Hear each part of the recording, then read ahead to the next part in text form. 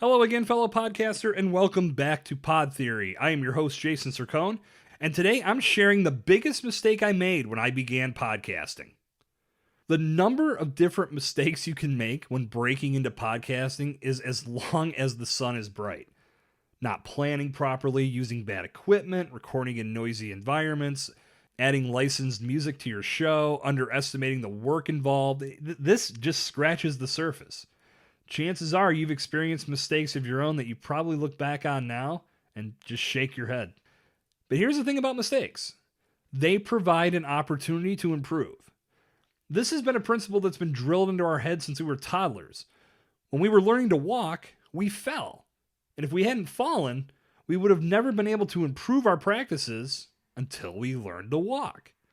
Me, I love a good mistake because within every mistake is a lesson.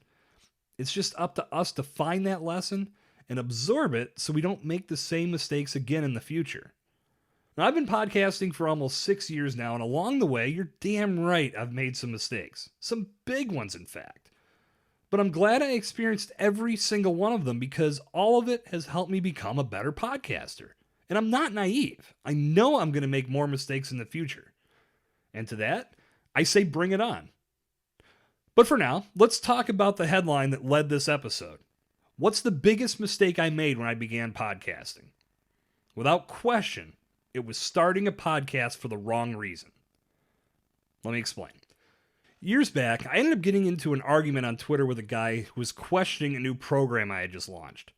He didn't provide me with any real feedback, he just basically shit all over the idea.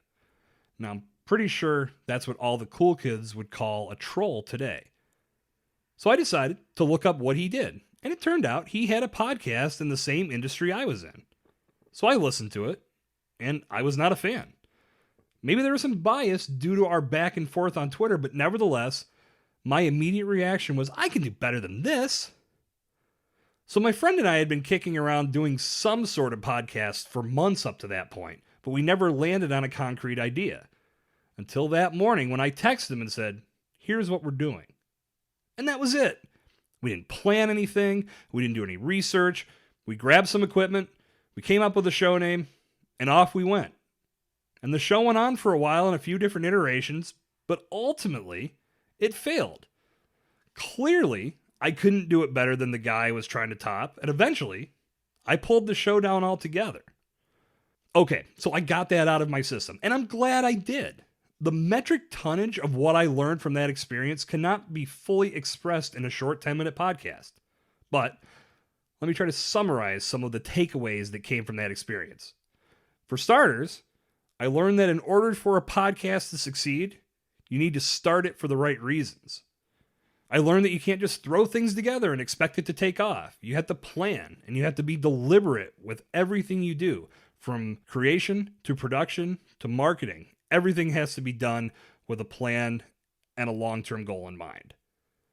I learned that producing episodes in a loud environment makes for a terrible listener experience. I learned that having no foundational strategy will eventually lead to everything falling down around you. In this time, I also taught myself things like editing, and I got more familiar with quality sound. Nearly 6 years have gone by since that experience, and since then, podcasting has grown by leaps and bounds and has proven its worth as a content vehicle.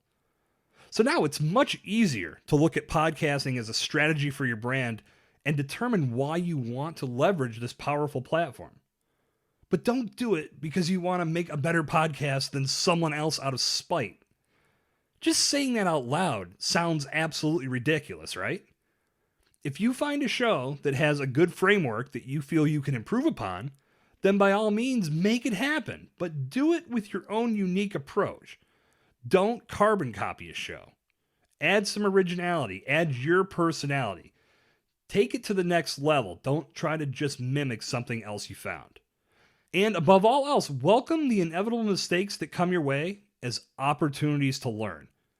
If you can't learn from your mistakes, you're doomed to repeat them over and over again. Evaluate all the mistakes you face for the positives hidden within, and you'll discover how quickly your skill set will evolve. So there it is, ladies and gentlemen. Episode 57 of Pod Theory is in the books. I'd like to take this time to extend a personal invitation to you to check out my new podcast resources page on my website. I'm going to be adding new information to this page often, so keep it close. You can find it at jasoncercone.com/resources, and I'll add a link to the show notes so you can get quick access. Good talk. I'll see you back here tomorrow.